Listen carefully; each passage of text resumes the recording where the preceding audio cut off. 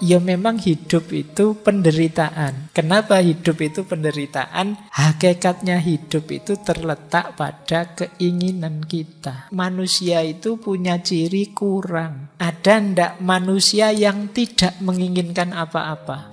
Ndak ada. Setiap orang pasti menginginkan sesuatu.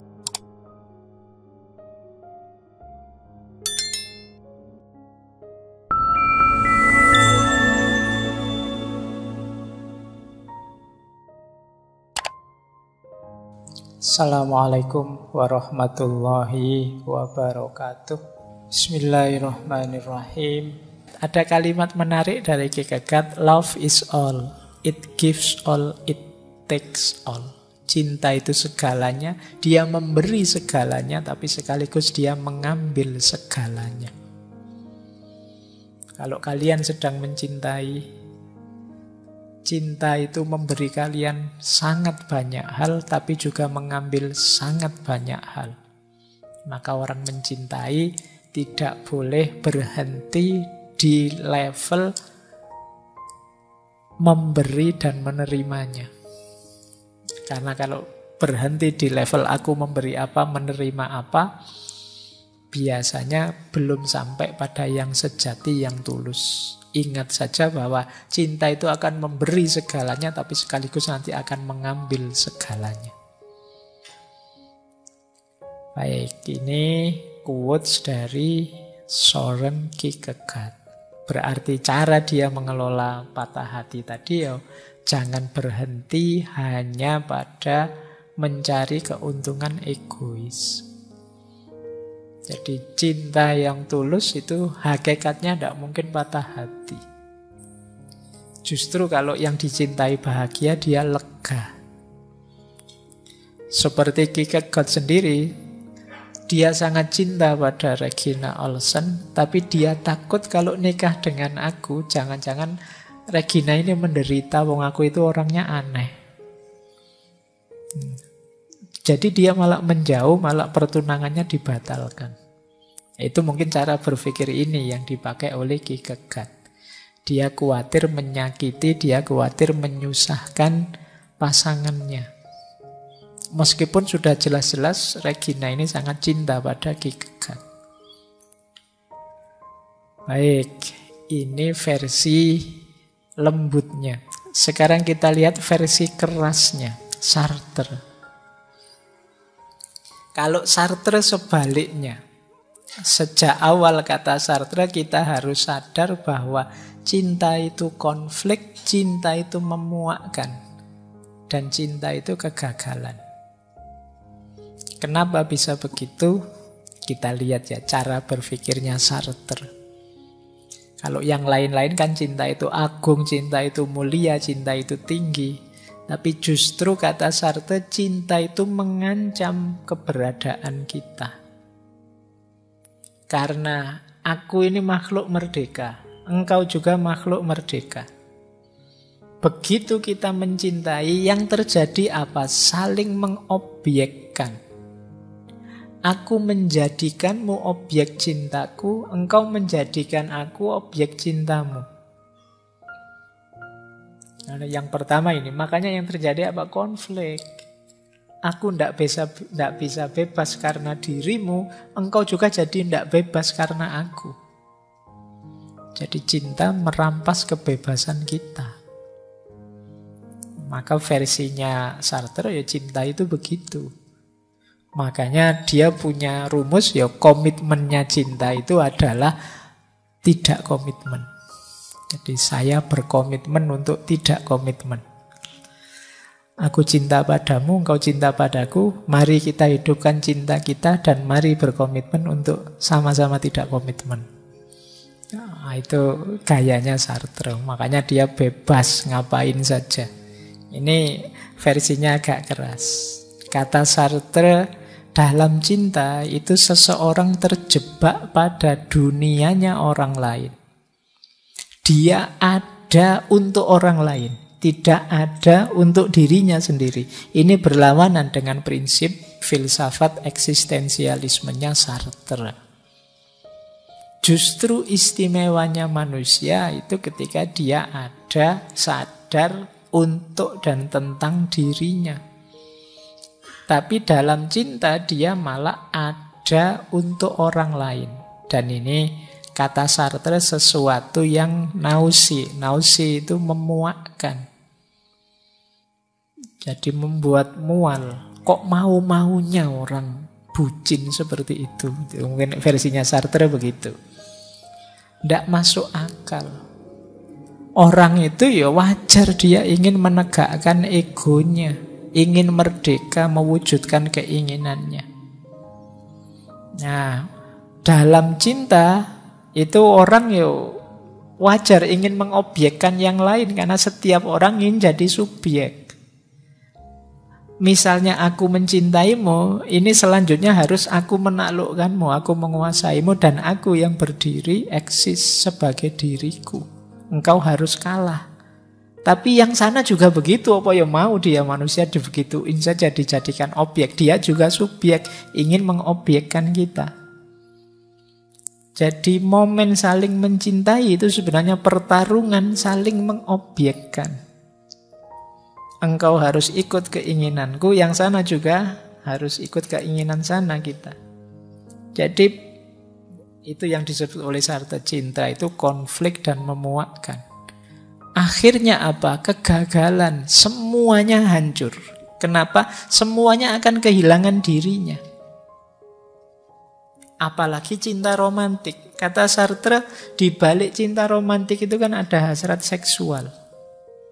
Diakui atau tidak, selama masih normal ada hasrat ini. Turun ke hasrat seksual itu berarti apa?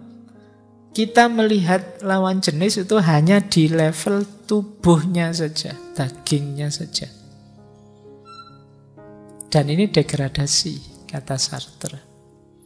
Jadi kita memperlakukan dia sebagai daging saja dalam tanda petik, sebagai tubuh saja. Dia sebaliknya juga begitu. Ternyata yang berubah hanya dilihat jadi tubuh saja, tidak hanya dia, tapi kita juga begitu dari perspektifnya dia. Jadi kita sama-sama degradasi, turun level. Karena sama-sama turun level, ya kita sama-sama gagal jadi diri kita sendiri. Pertanyaannya kemudian kok mau begitu? Jawabnya Sartre, ya mesti dua-duanya mau karena enak, nyaman. Jadi menikmati berdua di level ketubuhan tadi. Jadi kita ini berarti ketika mencintai turun level, turun derajat. Di balik itu ada syahwat. Nah, cinta yang berbalut syahwat itu kan cinta yang hanya melihat yang lain di level tubuhnya saja. Kita yang ngalami juga sama-sama turun level. Harusnya kita mengobjekkan dia, tapi akhirnya kita juga diobjekkan. Kok mau saja diobjekkan? Ya karena kita merasa perlu itu, butuh itu. Dan itu yang kata Sartre, ya akhirnya kegagalan, semuanya tidak tegak jadi dirinya. Aku untuk kamu, dia juga untuk kita, tapi akhirnya sama-sama kehilangan diri. Dalam cinta, akhirnya manusia kehilangan dirinya. Itulah sumber patah hati.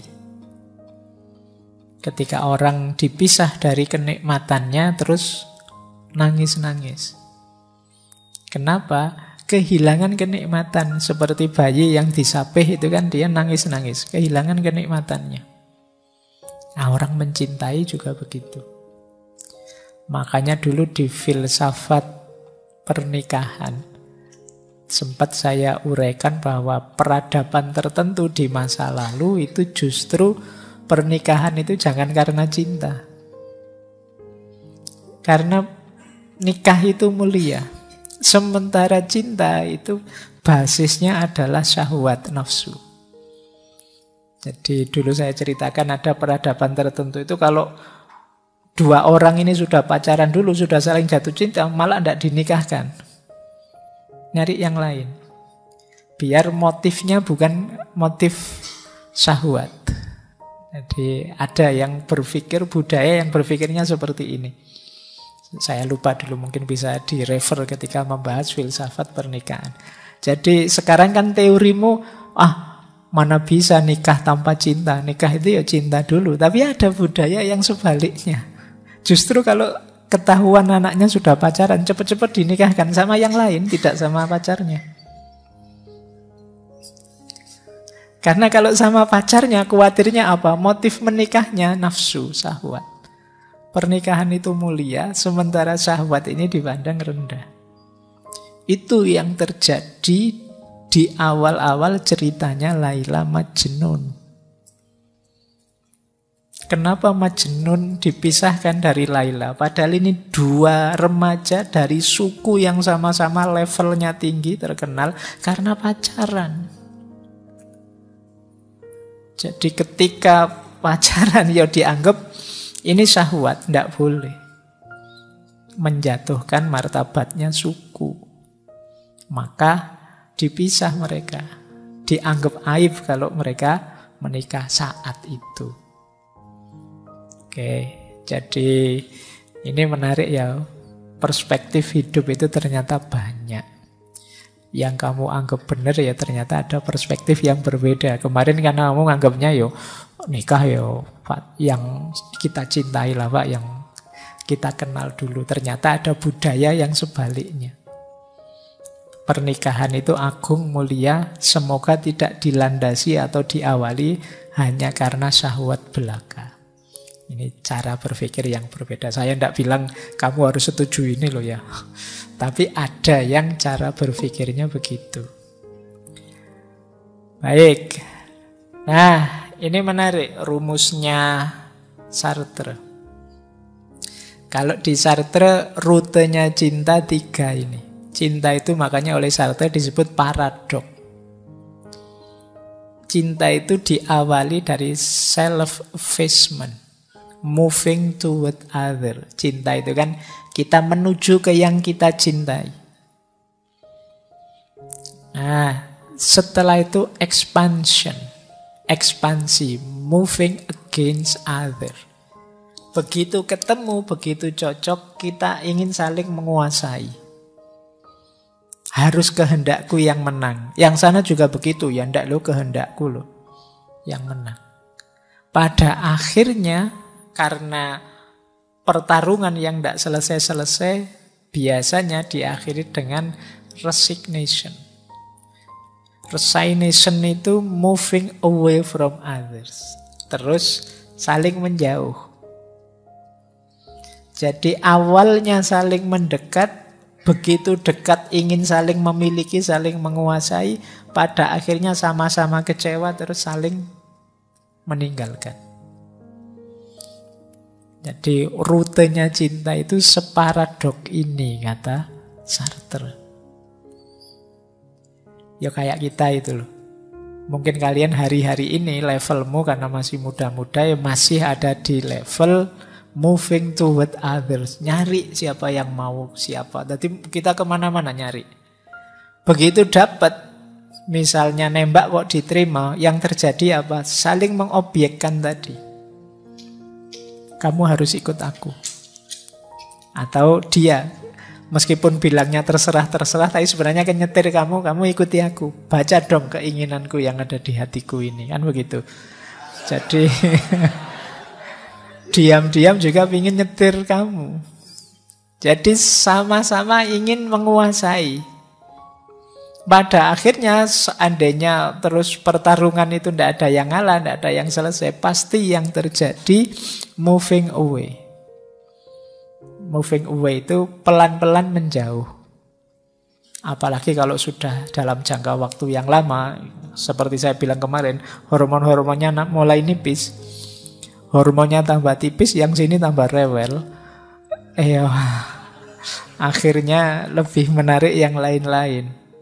Moving toward others tapi pada yang lain. Kalau sama yang ini terus saling menjauh. Dan ini diteorikan oleh Sartre. Dipraktekkan juga oleh Sartre. Dia cara hidupnya begini. Jadi gonta-ganti pasangan. Berarti apa? Ya memang cinta itu hakikatnya moving away from others tadi.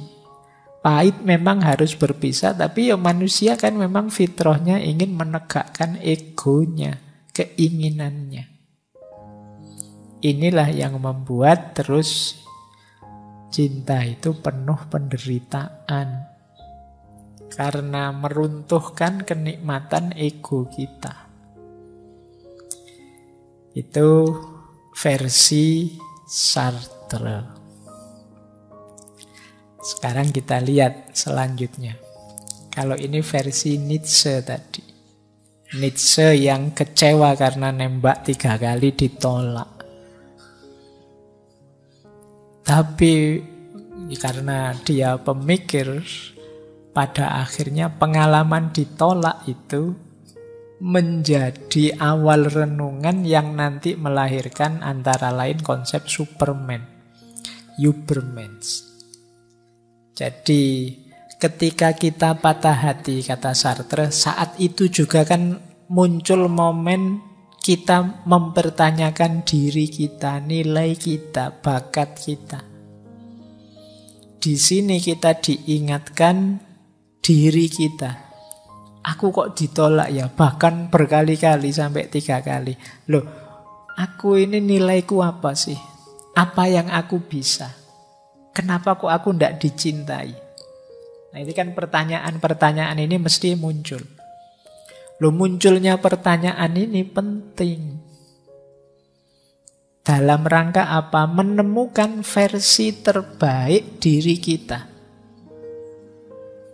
Jadi pertanyaan kok aku ditolak ini, kok dia meninggalkanku? Apa aku tidak pantas dicintai? Apa aku tidak kapabel untuk dicintai? Ini kan pertanyaan yang menggugat diri. Ini penting. Kalau tidak ngalami patah hati, mungkin hidup kita flat saja. Ya wis dinikmati berhari-hari, sehari-hari seperti itu. Tapi begitu patah hati, begitu kecewa, itu kan kita bertanya pada diri kita, loh kok aku ditinggal? Salahku apa? Kurangku apa? Loh, bertanya kurangku apa ini kan penting dalam hidup kita. Kemarin-kemarin kan kita diminta untuk muhasabah, refleksi diri, mencari kekurangan diri. Yo kalau kita tidak mampu bertanya, akhirnya yo kita ditakdir patah hati biar bertanya beneran, kurangku apa? Jadi ada momen patah hati, itu saatnya jadi titik tolak, kita bertanya pada diri kita, yang untuk selanjutnya kita membangun diri kita lebih tinggi. Apa karena aku ini cerewet ya? Apa karena aku ini ngeyel ya? Apa karena aku ini kalau diajak ngomong tidak enak ya? Itu kan saatnya introspeksi terus memperbaiki diri. Mengoptimalkan potensi diri. Dia tidak tahu saja sebenarnya aku itu bisa ini loh, bisa itu loh. Itu kan kamu mulai menggali kemampuan dirimu. Disitulah nanti bisa lahir the best version, diri terbaik kita. Karena kita menggali yang diawali dari rasa kekecewaan, rasa patah hati kita. Jadi jangan takut kecewa, jangan takut gagal, jangan takut putus, jangan takut patah hati. Karena itu akan jadi momen titik balik, titik tolak kita menjadi lebih baik. Kadang-kadang kan, wah saya takut Pak melakukan ini nanti kalau gagal. Loh kalau gagal kamu dapat pelajaran, kamu tambah kuat. Jadi kemarin mungkin kamu kurang ini, tapi begitu diputus, sekarang kamu tahu kekuranganmu dan besok mesti hati-hati. Wah ini dulu itu aku putus karena aku ini orangnya ngeyel. Sekarang tak latihan tidak ngeyel, biar tidak putus lagi. Loh itu pelajaran berharga dalam hidup kita, patah hati itu. Itu yang nanti ditekankan oleh Nietzsche. Jadi dari hati yang patah itu akan lahir Übermensch, versi terbaik diri kita. Yang apa? Yang mampu mengatasi diri, menaklukkan diri. Selama ini kita mengalir saja, hidup kita tidak terkendali. Sekarang ditaklukkan, kita mampu menaklukkannya setelah mengalami momen kekecewaan. Jadi kegagalan, kekecewaan, patah hati itu secara tidak sadar mendidik kita. Meskipun pahit. Jadi memang seperti kata Konfusius ya. Belajar itu cara paling mudah ya meniru. Cara paling sulit itu berpikir sendiri. Cara paling pahit itu nunggu pengalaman. Kemarin diberi teori-teori muhasabah, introspeksi, tidak jalan-jalan. Ya sudah, alam mengajari kamu langsung dengan pengalaman patah hati. Otomatis mikir, salahku apa? Kurangku apa? Oh, itu. Kamu kan tanya begitu, nanti yang dengar pertanyaanmu langsung jawab, banyak. Kamu saja kemarin tidak mikir, kamu saja kemarin tidak peduli, pokoknya asik dunia milik berdua. Nah, sekarang sadari, kurangmu banyak, nyelewengmu banyak. Saatnya perbaikan. Di situ nanti lahir konsep Superman. Jadi Superman itu ya jangan dibayangkan kayak di film-filmnya DC atau film-film kartun. Jadi Superman itu menjadi dirimu sendiri versi terbaik, menghidupkan mimpi-mimpimu sendiri. Sederhananya itu. Jadi bukan orang yang diperbudak di level apapun, tapi kamu tegak sebagai dirimu sendiri. Baik, ada 3 quote yang menarik dari Nietzsche, mungkin untuk yang patah hati. You must be ready to burn yourself in your own flame. How could you become new if you had not first become ashes? Engkau harus siap membakar dirimu sendiri dalam apimu sendiri. Bagaimana engkau bisa menjadi baru kalau engkau pertama-tama tidak menjadi debu? Jadi biarlah penderitaan, biarlah sakit hati, biarlah patah hati itu jadi api yang membakar kita. Biarkan diri kita yang lama habis jadi debu, sekarang akan lahir diri kita yang baru. Jadi ini bisa diingat-ingat begitu kalian patah hati atau gagal apa, jadikan itu titik tolak, saatnya lahir aku yang baru. Jadi saatnya versi diriku yang baru muncul, yang lama biar hilang. Jadi momen patah hati, momen kegagalan itu jadikan titik tolak, titik loncatmu untuk jadi versi baru. Bila perlu kamu menghilang sebentar terus keluar dengan gaya yang baru, dengan versi dirimu yang baru. Nah, ini nasihatnya Nietzsche. Yang kedua, dia bilang begini. For as long as I love you, I shall render to you the action of love. If I kiss to love you, you will continue to receive the same action from me, though from other motives. Jadi, selama aku mencintaimu, aku akan memberikan padamu tindakan-tindakan atas nama cinta. Tapi begitu aku berhenti tidak mencintaimu lagi, engkau akan tetap menerima tindakan-tindakan itu dariku meskipun dengan motif yang berbeda. Nah, ini saya tidak tahu ini kalimat ini bagian dari dendamnya Nietzsche atau bagian dari nasihat yang baik. Bagian dari nasihat yang baik itu ya, aku akan tetap baik padamu meskipun sudah tidak mencintaimu lagi. Kalau kemarin peduli, ya sekarang tetap peduli. Kan sama-sama action. Tapi bisa juga bagian dari dendamnya Nietzsche tadi. Bahwa, yo aku tetap melakukan hal yang sama, tapi sekarang motifnya beda. Motifnya beda itu sekarang motifnya balas dendam. Rasakan salahmu sendiri, ninggal aku nih. Sekarang aku jadi orang besar, nyesel toh. Kalimat ini bisa bermakna begitu.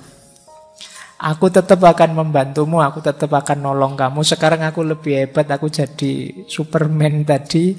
Tapi kan itu kayak pepatah itu loh. Di balik seseorang yang sukses pasti ada mantan yang menyesal. Ya, yo ndak tahu bener apa. Jadi ini kalimatnya Nietzsche. Jadi kata dia, ya, aku tetap jadi orang baik kok padamu meskipun aku kecewa, meskipun aku marah. Tapi sekarang kalau dulu kebaikanku karena cinta, sekarang kebaikanku karena motif yang lain. Makanya cuma motif yang lain ini tidak disebut oleh Nietzsche. Motifnya apa? Bisa jadi kayak tadi, memang ingin tetap melakukan kebaikan karena baik. Tapi bisa juga karena tadi, semacam balas dendam. Nah, yang ketiga ini menarik. Kata Nietzsche, apapun yang tidak membunuhmu akan membuatmu lebih kuat.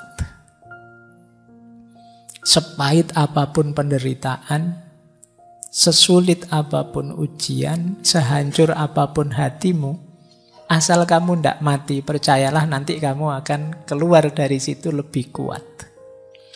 Kalau mati Pak, ya selesai, kan gitu aja. Jadi makanya jangan menghindar dari kesulitan, jangan terlalu baper, terlalu sedih berlebihan, kecewa berlebihan, tidak apa-apa. Kecewa ya, tapi setelah keluar dari situ kalian akan lebih kuat. Jadi kayak Nietzsche tadi, nembak 3 kali ditolak, itu kan tambah kuat, tambah kuat. Ditolak pertama kecewanya luar biasa, ditolak kedua mungkin tinggal setengah, wis tahu kemarin juga ditolak. Tak tembak lagi, siapa tahu diterima. Ditolak lagi, enggak apa-apa, sudah kuduga. Ini lebih kuat. Jadi yang tidak membunuhmu akan membuatmu lebih kuat. Ya kayak kalian itu loh. Dapat nilai E pertama itu duniamu gelap mesti. Iya kan? Dapat nilai E kedua lebih ringan daripada kemarin yang pertama. Kemarin juga dapat E, enggak apa-apa Pak, sudah pengalaman.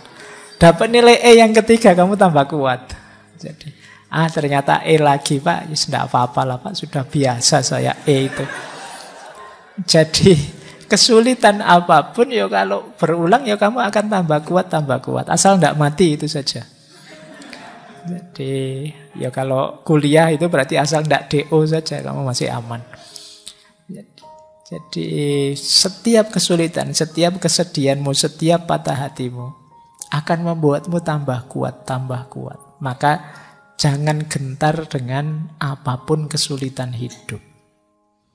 Jangan putus asa. Karena kamu akan tambah kuat, tambah kuat. Baik, ini dari Nietzsche. Ini tokoh-tokoh yang kita bahas tadi ya, orang-orang yang patah hati tadi, ternyata ya konsep-konsepnya tentang kepatah hatian luar biasa. Nah, tokoh terakhir yang ingin saya angkat adalah Arthur Schopenhauer. Ini tokoh filsafat yang dikenal sebagai eksistensialisme pesimistik. Kita belajar dari beliau banyak malam hari ini tentang bagaimana mengatasi hidup yang pahit, yang penuh penderitaan. Nah, pertama kita cek dulu kata Schopenhauer, cinta itu menipu. Kata dia, cinta itu sebenarnya adalah keinginan kita untuk memiliki atau perwujudan kita dari kebutuhan.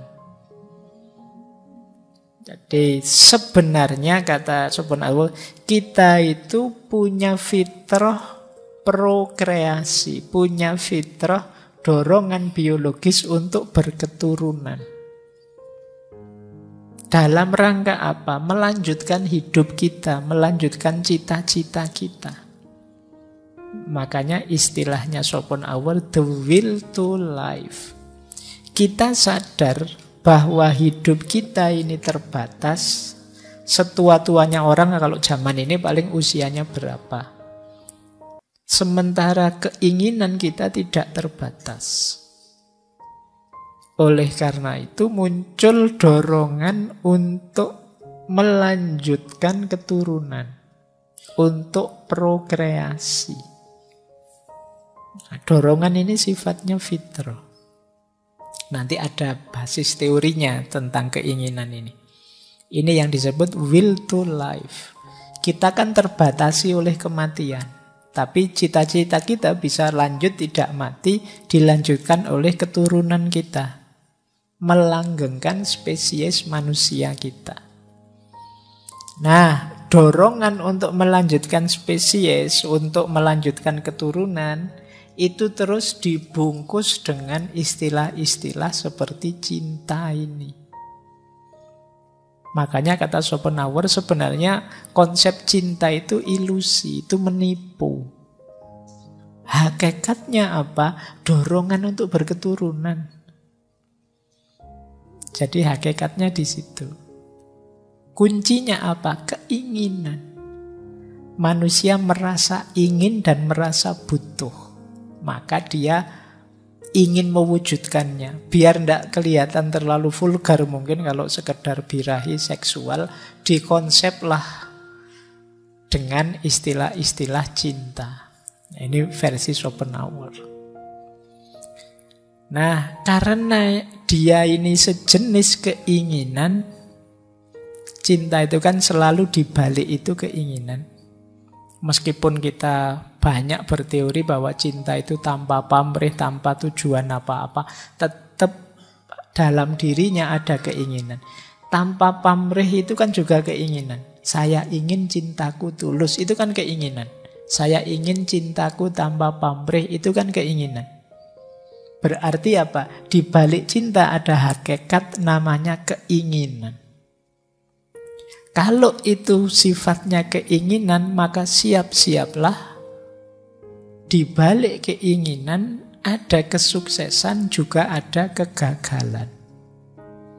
Maka jangan kaget kalau cinta itu kan murni, Pak. Kok bisa membuahkan patah hati, membuahkan kesedihan? Ya karena hakikatnya cinta itu keinginan. Jadi ketika kita mencintai sesuatu, ya hakikatnya kita menginginkan sesuatu. Paling tidak menginginkan cinta itu sendiri. Itu kan keinginan. Dan keinginan itu penderitaan. Kalau versinya Schopenhauer. Kenapa keinginan itu penderitaan? Nah ini, Schopenhauer itu idolanya adalah Immanuel Kant dan Buddha. Nanti konsep-konsepnya dekat ke sana. Kata dia, ya memang hidup itu penderitaan. Kenapa hidup itu penderitaan? Hakikatnya hidup itu terletak pada keinginan kita. Apa mesti, Pak? Orang itu menginginkan sesuatu mesti.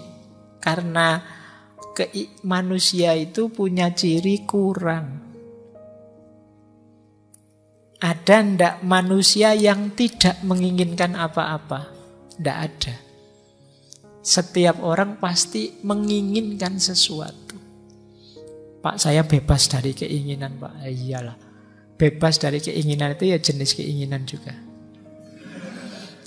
Ingin bebas dari keinginan. Tidak ada orang yang tidak menginginkan. Nah, menginginkan itu kan berarti ada yang kurang. Sederhananya kan begitu.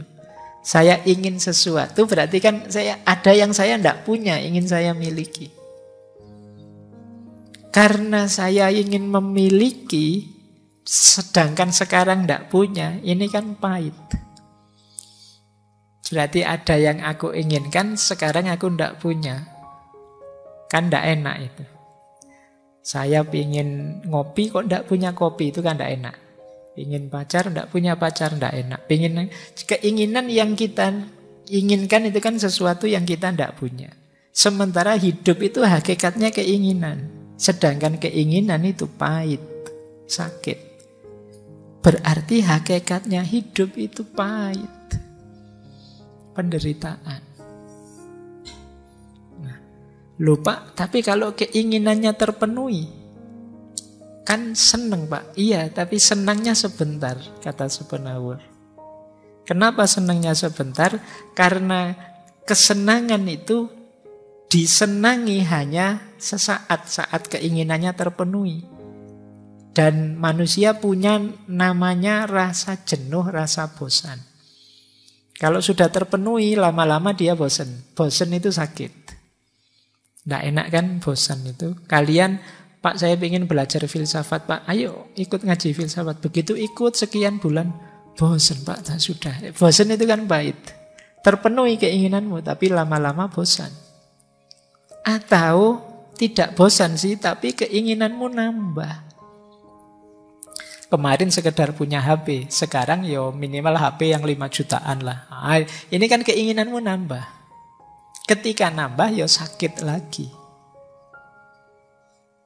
Jadi begitu keinginanmu terpenuhi, alternatifnya 2. Muncul rasa bosan atau nambah keinginan baru. Dua-duanya tetap sakit. Itu yang menurut Schopenhauer, hidup itu ya memang penuh penderitaan. Ini mungkin agak ada pengaruh-pengaruh dari Buddhisme. Hakikatnya hidup itu pahit, jadi jangan kaget. Misalnya kalian patah hati, misalnya kecewa, misalnya ya wajar lah wong yo. Inilah hidup itu. Memang formatnya format penderitaan.